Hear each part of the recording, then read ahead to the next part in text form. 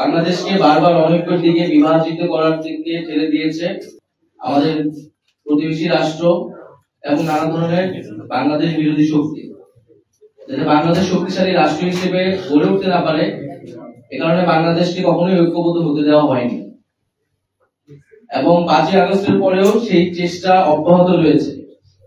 আমরা দেখছি যে ভারতীয় মিডিয়ায় নানা ধরনের প্রচারণা চলছে, বাংলাদেশকে নিয়ে নানা ধরনের সেখানে অপপ্রচার চলছে। আওয়ামী লীগ নানা ধরনের অপপ্রচার করছে, ফলে বাংলাদেশের এই অনৈক্যের পিছে আমি মনে করি যে মূলত রয়েছে আওয়ামী লীগ। কারণ আওয়ামী লীগ চায় না যে এই ঐক্য থাকুক। ফলে বাংলাদেশকে ফ্যাসিবাদ মুক্ত রাখতে হলে আমাদের সেই ঐক্যের জায়গাটা সবসময় ধরে রাখতে হবে। জাতীয় নাগরিক পার্টি তার জায়গা থেকে সবসময় দায়িত্বশীল ভূমিকা পালন করেছে, আচরণ করেছে, ভবিষ্যতেও করবে। এটা এককভাবে জাতীয় নাগরিক পার্টির উপরে দায় চাপালে হবে না। জাতীয় নাগরিক পার্টি তার যেটা প্রত্যাশা, জনগণের যেটা আকাঙ্ক্ষা বলে সে মনে করে, সেই কথা বারবার ব্যক্ত করে গিয়েছে যে আমরা নতুন সংবিধান চাই, সেটার জন্য গণপরিষদ নির্বাচন চাই, আমরা মৌলিক সংস্কারের জন্য জুলাই সনদ চাই, আমরা বিচার চাই।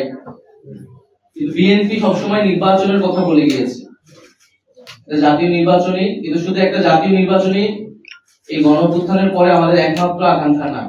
এটা আমাদের অন্যতম আকাঙ্ক্ষা, ভোটাধিকার প্রতিষ্ঠা, এটা একমাত্র আকাঙ্ক্ষা না।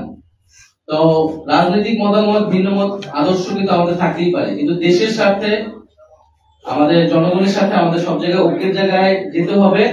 আমরা এটা বিশ্বাস করি এবং আমরা সেই জন্য যে কোনো সময়ের জন্য আলোচনার জন্য আমরা প্রস্তুত আছি।